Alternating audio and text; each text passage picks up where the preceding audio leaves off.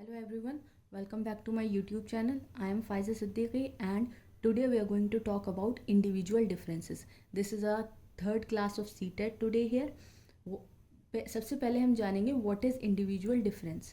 The more or less enduring psychological characteristics that distinguish one person from another and thus help each other individuality.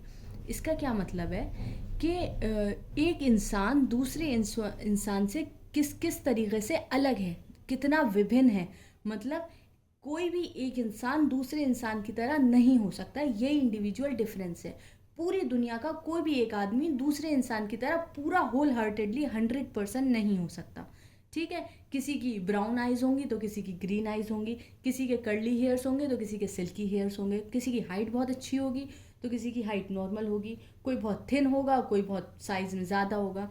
तो ये individual differences हैं. यहाँ तक कि अगर आप ट्विन्स की भी बात करें, जैसा आप कह रहे हैं कि अरे भाई ये तो ट्विन्स हैं, ये तो एकदम एक से दिखते हैं, तो फिर ये कहाँ से डिफरेंट हो गए. तो उनकी जो इंटरेस्ट होंगे, उनकी जो पर्सनैलिटी होगी वो अलग होगी, उनकी जो वैल्यूज़ होंगी, किसी को एक को साइंस पसंद होगी तो दूसरे को इंग्लिश पसंद होगी. तो यहाँ पर उनके इंटरेस्ट में फ़र्क है, एप्टीट्यूड में, इंटेलिजेंस में फ़र्क है.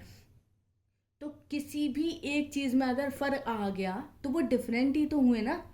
उन दोनों में इंडिविजुअल डिफरेंस हुआ. अगर किसी भी एक, और एक नहीं, एक से कहीं ज़्यादा डिफरेंसेस होते हैं एक इंसान से दूसरे इंसान के अंदर. अब ये दो तरह के होते हैं. Individual differences are of two types, inherited and acquired. Inherited किसे कहते हैं? जो हमारा जेनेटिक मेकअप हमने अपने पेरेंट्स से लिया है.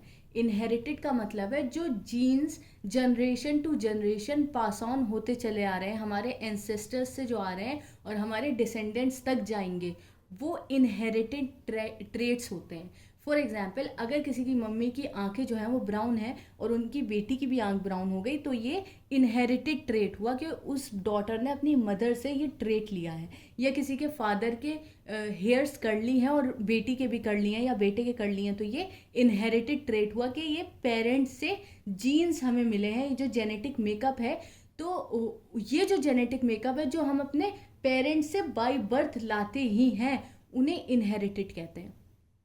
एक्वायर्ड इंडिविजुअल डिफरेंसेस वो होते हैं जो हम इन्वायरमेंट से लेते हैं. फॉर एग्जाम्पल, कि जो चीज़ें, एक तो ये चीज़ हो गई कि भाई ये चीज़ हमारे माँ बाप से हमें मिली है, कि किसी के मोल्स हैं चेहरे पर, किसी की ब्राउन आइज़ हैं, किसी के कर्ली हेयर्स हैं, तो ये सब जेनेटिक है. लेकिन अब इन्वायरमेंट में क्या आया कि हम इंग्लिश मीडियम स्कूल में पढ़े और हमारी इंग्लिश बहुत अच्छी हो गई और हम बहुत फ्लुएंटली इंग्लिश बोलने लगे, जबकि ये जीन्स हमारे माँ बाप के अंदर नहीं थे इंग्लिश बोलने वाले, लेकिन हमारे अंदर हम बोलने लगे. तो ये एक्वायर की हमने नॉलेज, ये हमारे अंदर जेनेटिकली नहीं आया था, ये इनबिल्ट नहीं था हमारे अंदर, इननेटली नहीं किसी ने डाल दिया था, ये हमने सीखा. जो भी चीज़ हम सीखते हैं, जो भी चीज़ हम किसी से इन्फ्लुएंस होकर अपने अंदर डाल लेते हैं, वो एक्वायर्ड ट्रेट होता है. ठीक है. अब इनहेरिट के तीन पार्ट हैं: physical individual difference, mental individual difference and temperamental individual difference. अब ये क्या होता है, इन्हें थोड़ा डिटेल में हम जानते हैं. फिजिकल इंडिविजुअल डिफरेंस होता है कि जैसे किसी के फादर की हाइट बहुत ज़्यादा थी, तो उनकी जो सिबलिंग्स हुए, उनके जो बच्चे हुए, जो वो आपस में सिबलिंग्स हुए, भाई बहन, वो भी लंबे होंगे. अब जैसे वो अमिताभ बच्चन साहब हैं, तो उनके जो दोनों बेटी बेटा है, उनकी हाइट कितनी लंबी है, जबकि उनकी माँ की इतनी हाइट नहीं है. तो ये जो ट्रेट है ये उन्होंने अपने फादर से लिया है. फिजिकल जो इंडिविजुअल डिफरेंस होता है, तो वो इंडिविजुअली कितने डिफरेंट है औरों से, और एक्टर एक्ट्रेस से उनकी हाइट बिल्कुल डिफरेंट है. क्यों है? क्योंकि वो जेनेटिक मेकअप है उनका ऐसा कि उनकी हाइट ज़्यादा है, वो उन्होंने अपने फादर से लिया है. तो फिजिकली इंडिविजुअल डिफरेंस ये होता है कि जो स्ट्रक्चरल बेसिस पर कोई एक इंडिविजुअल बाकी सबसे अलग होता है, जो कि उसने अपने माँ बाप से लिया होता है. कि समझो किसी की मम्मी बहुत थिन थी और उनकी बेटी भी थिन है, तो ये जेनेटिक मेकअप जो है, होते हैं ना बहुत फूडी वाले जो होते हैं कि कितना ही खा लें लेकिन मोटे कभी नहीं होते, वो उनकी मम्मी भी बिल्कुल वैसी ही होती हैं. तो वो जेनेटिक मेकअप है कि ये लोग बहुत पतले रहेंगे. बड़ी अच्छी बात है भाई जो लोग ऐसे होते हैं. तो फिजिकली जो इनहेरिट करते हैं चीज़ें, वो फिजिकल इंडिविजुअल डिफरेंस में आ जाती हैं. Next is mental individual difference. Mental individual differences जो मेंटली हम जेनेटिक मेकअप अपने माँ बाप से लेते हैं और हमें औरों से वो अलग करता है। फॉर एग्जाम्पल जैसे कोई सिंगर है और उसका बेटा भी बहुत अच्छे से गाता है, तो वो मेंटल क्योंकि उसके अंदर वो म्यूजिकल इंटेलिजेंस आ गई, तो ये मेंटल इंडिविजुअल डिफरेंस हुआ। या कोई साइंटिस्ट है और उनकी बेटी भी बड़े होकर साइंटिस्ट बन गई, तो ये मेंटल इंडिविजुअल डिफरेंस हुआ कि जो जेनेटिकली उसने अपने पेरेंट्स से लिया और वो बाकी सबसे अलग करती है उसे। टेम्परामेंटल इंडिविजुअल डिफरेंस इसे कहते हैं कि उस इंसान का टेम्परामेंट कैसा है, कितना अलग है बाकियों से, जो कि उसके माँ बाप में भी था। फॉर एग्जाम्पल किसी के पापा बहुत अच्छे मतलब जोक्स मारते थे और बहुत खुशमिजाज इंसान थे, और मतलब बहुत मजाक बनाते थे लोगों का, और जो उनकी बेटी है वो भी इसी टाइप की है, लोगों की मिमिक्री करती है और बहुत जोक मारती है।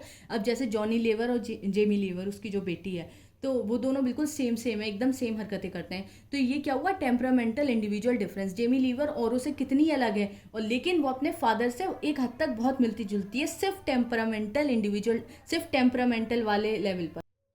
अब आते हैं हम एक्वायर्ड इंडिविजुअल डिफरेंसेस। वो इंडिविजुअल डिफरेंसेस जो हम इन्वायरमेंट से लेते हैं अपने अंदर। सबसे पहला है social individual difference. Social individual difference मतलब कि हम सोसाइटी में बैठकर जो चेंज होते हैं उसे कहते हैं social individual difference. For example कि जैसे हमारे मम्मी पापा टीचर्स थे लेकिन हम डॉक्टर बन गए, तो हमारा प्रोफेशन बिल्कुल चेंज हो गया, हम एकदम डॉक्टर में उठने बैठने लगे, हमें टीचर्स के बारे में कुछ नहीं पता, हमारी सोसाइटी एकदम चेंज हो गई। तो वो क्या होगा, सोशल इंडिविजुअल डिफरेंस। हम अपने बाकी रिश्तेदारों से कैसे चेंज हुए, क्योंकि हमारे रिश्तेदारों में डॉक्टर्स नहीं है लेकिन मैं एक अकेली डॉक्टर हूँ, तो मेरी सोसाइटी एकदम चेंज हो गई है। तो मैंने जो ये सारी नॉलेज ग्रास्प करी वो उन्हें नहीं आती, और मेरी सोसाइटी भी एकदम चेंज हो गई है, तो यहाँ पर ये इंडिविजुअल डिफरेंसेस हो जाएगा।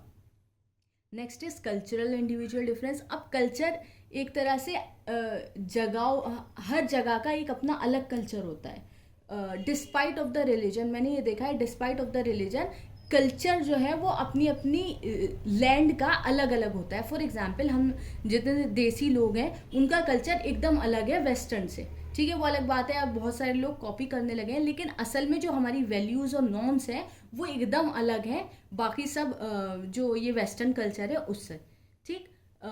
अब आते हैं next, educational individual difference. Educational individual difference मतलब कि हम जैसे फॉर एग्जांपल अगर हम ऐसी सोसाइटी में रहते हैं जो बहुत एजुकेटेड है, ठीक है, हमारे जितने नेबर्स हैं वो बहुत अच्छे अच्छे जगह पर उनकी पोस्टिंग है और बहुत सब लोग बहुत अच्छी जगह नौकरी करते हैं, उनके बच्चे बहुत अच्छे अच्छे स्कूल में जाते हैं, तो हमारा भी जो मेकअप होगा, हमारा जो माइंड मेकअप होगा वो भी डिफरेंट हो जाएगा। हम इससे पहले जहाँ रहते थे वहाँ से अब यहाँ पर शिफ्ट हुए हैं, तो हम ये देखेंगे कितनी अवेयरनेस है एजुकेशन को लेकर, और अगले 10 साल में हम बहुत चेंज हो जाएंगे। और उस 10 साल के बाद अगर हम दोबारा वहाँ जाएंगे जहाँ हम पहले रहते थे, तो हम ये देखेंगे कि हम में कितना चेंज आ गया। पहले मुझे ऐसा लगता था कि मैं इन लोगों की तरह हूँ, लेकिन अब जब मैं वहाँ रहने लगा और एकदम एजुकेशन वाला मेरा माइंड हो गया और मैंने ये वाली जॉब कर ली है, यहाँ से मैंने ये वाला डिप्लोमा किया या पीजी कोर्स किया और मैंने अब यहाँ जॉब कर ली है, तो मैं कितना डिफरेंट हो गया हूँ, ठीक है। इमोशनल इंडिविजुअल डिफरेंस होता है कि बच्चा जो है वो केयर गिवर पे बहुत डिपेंड करता है, ठीक है। तो देखो, पेरेंट्स अगर बहुत लविंग है तो उसका जो इमोशनल स्टेबिलिटी होगी बच्चे की वो बहुत अच्छी रहेगी, लेकिन अगली ट्रूथ है, ये होता है, बहुत सारे अब्यूजिव पेरेंट्स भी होते हैं। तो उन बच्चों का जो, क्योंकि उनको अच्छे से केयर नहीं मिली है, तो उन बच्चों का जो इमोशनल स्टेबिलिटी होगी वो मतलब बहुत ख़राब होगी, उनके इमोशंस एकदम हाई लो करते रहेंगे। तो ये इमोशनल इंडिविजुअल डिफरेंस हो जाता है लोगों में कि किसका इमोशन कितना अच्छा है और कितना स्टेबल है और किसका कितना अनस्टेबल है। ये भी डिपेंड लोगों पे ही करता है कि लोगों ने बचपन में उसको कैसी केयर दी जिसकी वजह से उसका इमोशनल स्टेबिलिटी ऐसी हो गई, ठीक है।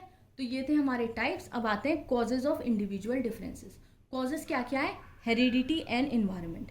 देखो, पर्सनैलिटी जो है वो हेरिडिटी और इन्वायरमेंट का प्रोडक्ट है। हमेशा याद रखना, हेरिडिटी इनटू इन्वायरमेंट होगा, कभी भी एडिशन नहीं होगा, प्लस नहीं होगा। अगर एडिशन में है हेरिडिटी और इन्वायरमेंट तो उसको कभी भी टिक मत लगा कर आना। हेरिडिटी इनटू इन्वायरमेंट हमेशा सही ऑप्शन होगा, ठीक है। प्रोडक्ट जो होता है हेरिडिटी और इन्वायरमेंट का वो पर्सनैलिटी होती है।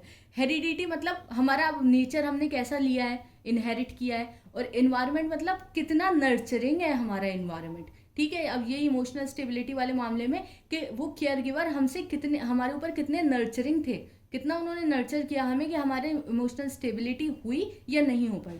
ठीक है, तो हेरिडिटी इनटू इन्वायरमेंट का जो प्रोडक्ट होगा वो पर्सनैलिटी होगा, और इन दो ये मेजर कॉज है, ये दोनों हेरिडिटी और इन्वायरमेंट मेजर कॉज है इंडिविजुअल डिफरेंस का। ठीक है, किसी की हेरिडिटी कैसी है और वो किस इन्वायरमेंट में पल रहा है। अगर ट्विंस भी हैं और एक बेटी माँ के पास है और दूसरी बेटी बाप के पास है, अलग अलग इन्वायरमेंट में है, तो वो दोनों बहुत डिफरेंट हो जाएंगी। ठीक है ना, एक ने जो है आर्ट साइड से कुछ कर लिया और इसने साइंस साइड से, वो साइंटिस्ट बन गया और ये यहाँ पर इंग्लिश की प्रोफेसर बन गई, तो कितना मेजर डिफरेंस आ जाएगा उन दोनों की पर्सनैलिटी में। और हालांकि उनका जेनेटिक मेकअप ऑलमोस्ट सेम था, वो ट्विंस पैदा हुए थे। ठीक है ना, तो ये तो हो गई इन्वायरमेंट की बात। और हेरिडिटी की ये बात हुई, अगर इन्वायरमेंट भी सेम है और हेरिडिटी अलग है, मतलब दो भाइयों की दो औलादें हैं, ठीक है, वो एक घर में पल रहे हैं, लेकिन उनकी शक्ल कितनी अलग होती है कि कोई माँ पे चला गया, कोई बाप पे चला गया, और एक की आंखें जो है ब्राउन है, एक की ग्रीन है, एक के बाल ऐसे हैं, उसके वैसे हैं। तो हेरिडिटी और इन्वायरमेंट दोनों का मिक्सअप होके पर्सनैलिटी बनती है। अगर दो तरह की हेरिडिटी और एक इन्वायरमेंट है, जब भी अलग होंगे इंडिविजुअल, और एक तरह की हेरिडिटी और दो तरह की इन्वायरमेंट है, जब भी डिफरेंट होंगे। और बल्कि अगर सेम हेरिडिटी और सेम इन्वायरमेंट है, उस पर भी इंडिविजुअल डिफरेंस आ जाएगा। जैसे आइडेंटिकल ट्विंस पैदा हुए हैं, तो इसमें तो हेरिडिटी का एकदम सेम है जेनेटिक मेकअप, और वो एक ही घर में पले बढ़े हैं, एक ही स्कूल में गए हैं, उसके बावजूद उन दोनों का जो इंटरेस्ट होगा ना वो बिल्कुल अलग होगा। एक को सिंगिंग पसंद होगी, एक को डांसिंग पसंद होगी, या एक को कुकिंग करना पसंद होगा और एक को जो है वो सिलना वगैरह ये सब करना पसंद होगा, निटिंग पसंद होगी। ठीक है, उन दोनों की जो एप्टीट्यूड होगा वो बिल्कुल अलग होगा, इंटेलिजेंस जो होगी, आईक्यू उन दोनों का बिल्कुल अलग होगा। समझ रहे हो ना, अगर हेरिडिटी और इन्वायरमेंट भी सेम हो, उसके बावजूद भी इंडिविजुअल डिफरेंस एग्जिस्ट करेगा हर हाल में। ठीक, अब आता है हम इकोनॉमिक स्टेटस। इकोनॉमिक, जाहिर सी बात है, कोई एक हाई क्लास आदमी और एक मिडिल क्लास आदमी है, तो उन दोनों में कितना फ़र्क हो जाएगा।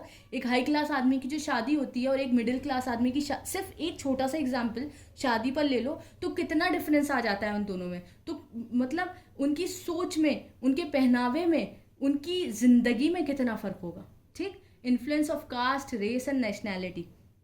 देखो, कास्ट का डिफरेंट होता है, कास्ट का बहुत फ़र्क पड़ता है, ये हम सबको पता है। हालांकि कास्टिज्म बहुत गलत चीज़ है और हमें बिल्कुल इसको नकारना चाहिए, इसको बिल्कुल भी हमें एक्सेप्ट नहीं करना चाहिए कास्टिज्म को। लेकिन कास्ट से इंडिविजुअल डिफरेंसेस होता है, रेस से भी होता है। आपने देखा होगा बास्केटबॉल में ज़्यादातर ब्लैक पीपल होते हैं, क्यों? क्योंकि उनकी हाइट बहुत होती है, वो स्ट्रॉन्गर होते हैं, है ना। और नेशनैलिटी का भी, नेशनैलिटी से तो बहुत फ़र्क पड़ता है इंडिविजुअल डिफरेंसेस पर। इंडियंस में और ऑस्ट्रेलियंस में देख लो कितना फ़र्क होगा, हमारी स्किन कलर में ही कितना फ़र्क हो जाएगा। ठीक है ना। सेक्स या जेंडर डिफरेंसेस, हाँ, लड़की जल्दी बड़ी हो जाती है, लड़का देर से बड़ा होता है, तो ये डिफरेंस हो गया। ठीक, एज एंड इंटेलिजेंस। अब देखो, एक 3 साल का बच्चा है और एक 18 साल की लड़की है, तो उन दोनों में कितना डिफरेंस होगा, उनकी सोच में, उनकी अकल में, उनके पहनावे में। ठीक, उनकी ज़िंदगी में कितना फ़र्क होगा। इंटेलिजेंस में, हाँ, सबकी आईक्यू अलग अलग होती है। एक बहन भाई हैं, उनकी भी आईक्यू बिल्कुल अलग अलग होगी, तो इंटेलिजेंस से तो इंडिविजुअल डिफरेंसेस होते ही हैं। टेम्परामेंट, किसी को गुस्सा ज़्यादा आता होगा, कोई बहुत हंसमुख होगा, कोई एकदम सीरियस रहता होगा पोकर फेस में, और किसी को जो है क्या कहते हैं लोगों में प्रैंक करने की आदत होगी, तो ये इंडिविजुअल डिफरेंसेस हो जाएंगे। अदर्स में आप एप्टीट्यूड ले लो, पर्सनैलिटी, इंटरेस्ट, वही कि किसी का इंटरेस्ट ये होगा कि भाई मुझे पढ़ना पढ़ाना नहीं है, मुझे जल्दी से शादी करके बस सेटल डाउन हो जाना है। कोई लड़की कहेगी नहीं, मुझे अभी शादी नहीं करनी है, मुझे कुछ बनना है, अपना कुछ नाम करना है, फिर मैं देखूंगी शादी का। ठीक है, तो ये इंटरेस्ट कितने डिफरेंट हो गए। ये असल में दो बहनों में हो सकता है, दो सगी बहनों में ये दो इतने डिफर कर सकते हैं इंटरेस्ट।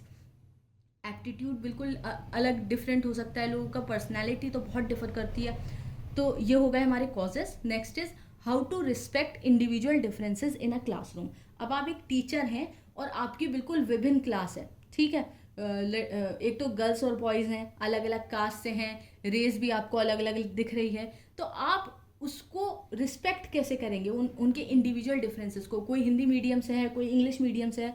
सबसे पहली बात, उनके इंडिविजुअल डिफरेंसेस को आपको एक्नॉलेज करना पड़ेगा, आपको एक्सेप्ट करना पड़ेगा कि आपकी क्लास होमोजीनियस नहीं है, होमो सेम। ठीक है, तो होमोजीनियस आपकी क्लास नहीं है, आपकी क्लास हेट्रोजीनियस है, हेट्रो डिफरेंट।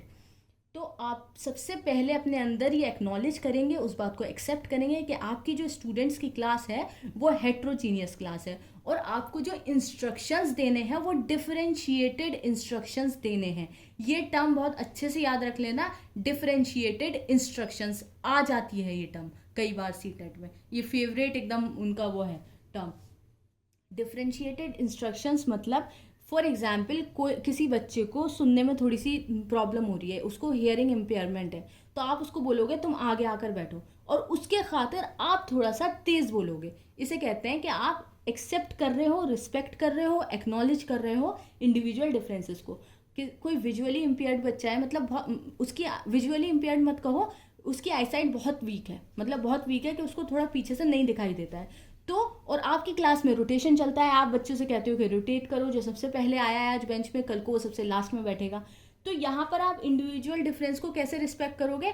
आप उस बच्चे से कहोगे जिसकी आईसाइट वीक है कि बेटा तुम सबसे आगे रोज बैठा करो, तुम रोटेशन नहीं करोगे।